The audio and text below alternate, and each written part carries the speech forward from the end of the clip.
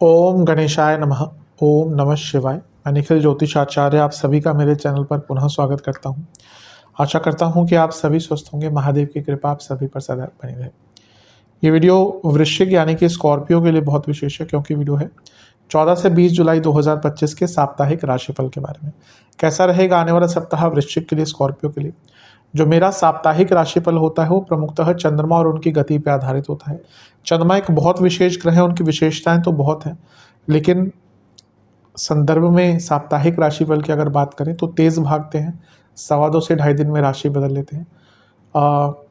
मन के कारक हैं, इसलिए उनका गोचर बहुत मन पर प्रभाव डालता है, और वो जिस भाव से, जिस ग्रह से संबंध बनाते हैं उन पर भी बहुत इम्पैक्ट डालते हैं। इसलिए पूरे हफ्ते में उनका प्रभाव बदलता रहता है हमारे जीवन पर, इसलिए साप्ताहिक राशिफल की विशेषता बहुत बढ़ जाती है। क्या प्रभाव रहेगा आने वाले सप्ताह में चंद्रमा के इस गोचर का हमारे जीवन पर, क्या संभावित अच्छा या बुरा हो सकता है, इसको जानने के लिए, समझने के लिए कि साप्ताहिक राशिफल अति विशेष होता है। यदि आपकी लग्न राशि या चंद्र राशि वृश्चिक है, दोनों ही गाइडेंस के लिए इस राशिफल को देख सकते हैं। जहाँ से ज़्यादा सूट करता है और लेट करता है वहाँ से इसको ऑब्जर्व कीजिए। व्यक्तिगत तौर पे मेरा मानना है कि लग्न से देखेंगे तो अच्छा है। इनकेस नहीं पता है आपको अपनी लग्न राशि, तो आप अपनी चंद्र राशि से भी इसको ऑब्जर्व कर सकते हैं। तो शुरू करते हैं अत्यंत महत्वपूर्ण साप्ताहिक राशिफल का।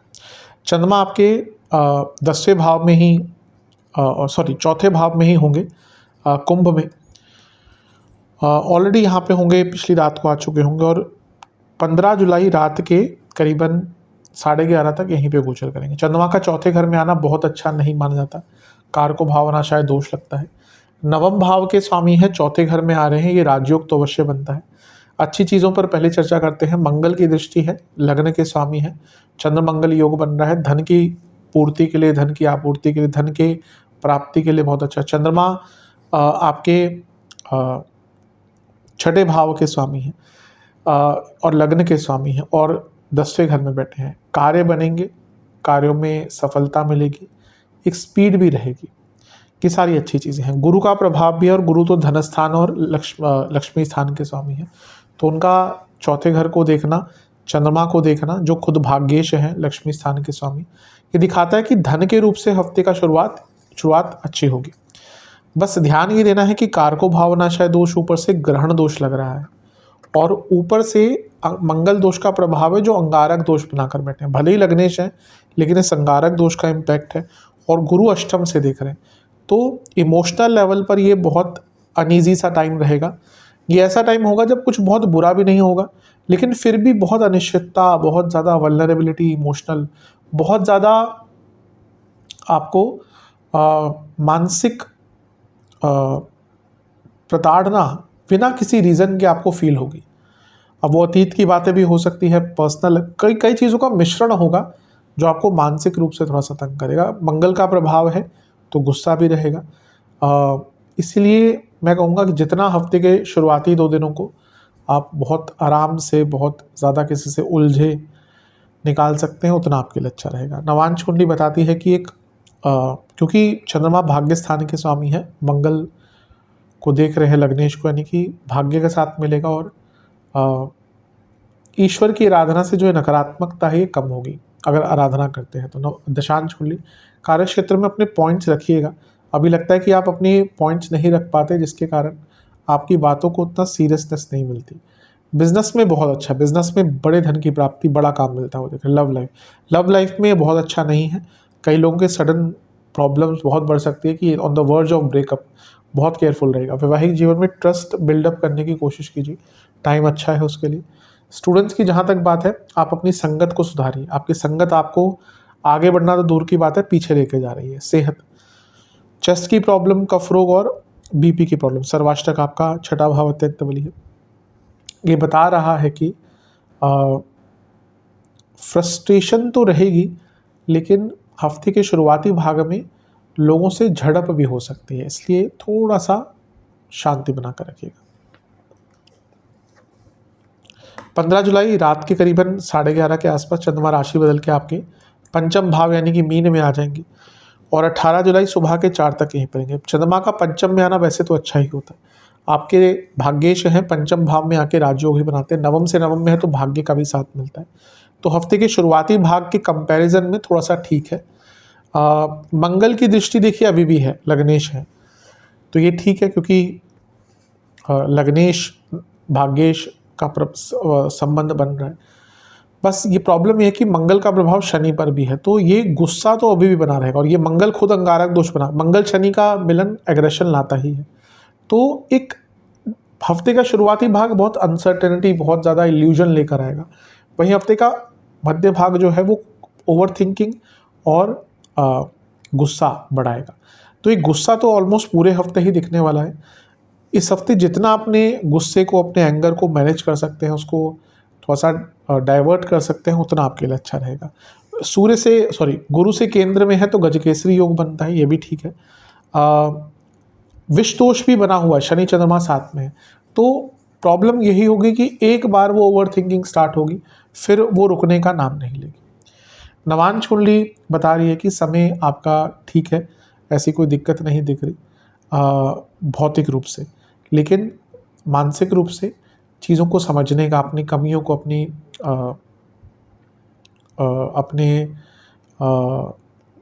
अपने आप को कैसे और बेटर कर सकते हैं, इस चीज़ को समझने के लिए थोड़ा सा प्रयत्न करना पड़ेगा। बैठिए, अपने लिए टाइम निकालिए। अपने लिए अगर टाइम नहीं निकाल पा रहे तो किसके लिए टाइम निकालेंगे। जहाँ तक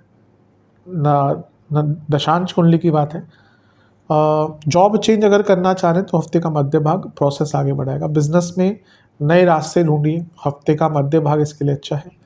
लव लाइफ बहुत कन्फ्यूजन दिख रही है, बहुत कन्फ्यूजन, और बहुत ईजी टाइम नहीं जाएगा। वैवाहिक जीवन बहुत ज़्यादा एक्सपेक्टेशन मत रखिएगा, और दूसरा बहुत ज़्यादा भी एक दूसरे के साथ टाइम स्पेंड करने की कोशिश मत कीजिएगा। एक दूसरे को स्पेस दीजिए। हफ्ते के इस भाग में स्टूडेंट्स, बदलाव लाना पड़ेगा आपको बहुत चीज़ों में, अपने लाइफस्टाइल से लेकर अपने कम्युनिकेशन, हर चीज़ में बदलाव लाना पड़ेगा। सेहत की जहाँ तक बात है, पेट के रोग, बीपी और कफ रोग सर्वाष्टक में आपका तीसरा घर बली है। कुछ अचानक से यात्राओं के योग आपके हफ्ते के इस भाग में बन सकते हैं। 18 जुलाई सुबह के 4 बजे चंद्रमा आएंगे आपके छठे भाव में, यानी कि मेष में, और सप्ताह के अंत तक यहीं पर रहेंगे। इसी से एक दिन पहले 18 जुलाई, 2 दिन पहले सूर्य का गोचर भी हो चुका होगा और वो आपके नवम में आ जाएंगे। कोई बहुत ज़्यादा इम्पैक्ट नहीं है, लेकिन मैंने अंकित कर दिया। तो चंद्रमा का छठे भाव में आना मिश्रित माना जाता है, ना ज़्यादा अच्छा ना ज़्यादा बुरा। अच्छा इसलिए कहते हैं कि यहाँ पे रुके हुए काम, एडमिनिस्ट्रेटिव कार्य, सरकारी कार्य पूर्ण होने की संभावना है। नवमेश है अपने से 10वें में और छठे घर में बैठे हैं, तो स्ट्रगल्स, कुछ रुकावटें, कुछ एडमिनिस्ट्रेटिव कार्य, कुछ लिखा पढ़ी के काम, कुछ करियर में कार्य जो अटक रहे थे, वो पूर्ण होने की संभावना बन जाती है।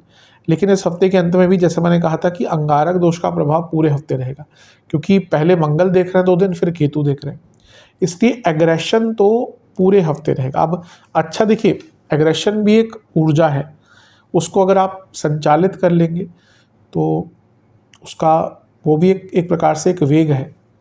तो कोशिश कीजिए कि इस गुस्से को सही डायरेक्शन पे लगाएं। हाँ, पर इस हफ्ते किसी से भिड़े तो वो चीज़ें बहुत बड़ा आकार ले सकती हैं, थोड़ा बच कर रहिएगा। अतीत में मत जाइएगा ज़्यादा। मैं कहूँगा ये टाइम कुछ सीखने के लिए अगर लगाते हैं तो ज़्यादा अच्छा रहेगा। नवांश कुंडली, अपने आप से वही एक्सपेक्टेशन रखिए जो आप सच में कर सकते हैं।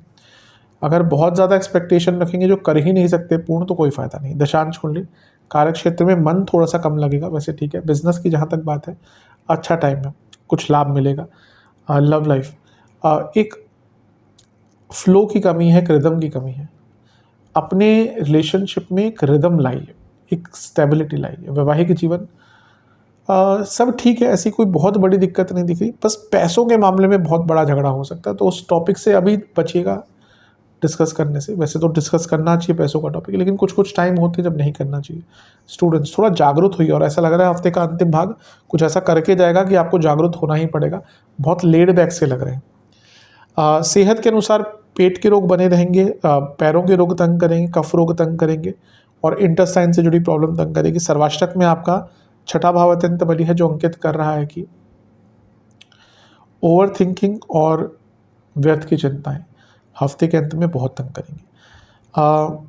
उपाय के स्वरूप में आपको बजरंग बली को एक तिल के तेल का दिया अर्पण करना है और हनुमान बाहुक का 2 बार पाठ करना है।